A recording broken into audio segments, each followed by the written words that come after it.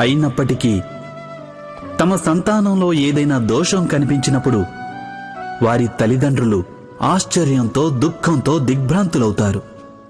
వారి హృదయం వారిని నిలదీసి ప్రశ్నిస్తుంది, తమ సంతానానికి ఇంతటి కుసంస్కారం ఎలా వచ్చిందని. సత్యమేమిటంటే పిల్లల్లో తల్లిదండ్రులు అనాలోచితంగానే అయినా కుసంస్కార బీజాలని నాటుతుంటారు.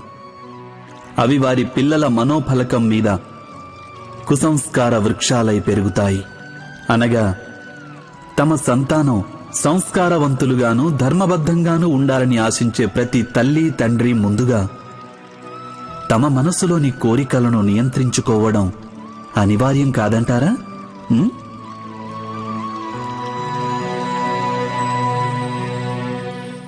ప్రతి తల్లి తండ్రి ఈ విషయం గురించి అవశ్యం ఆలోచించాలి.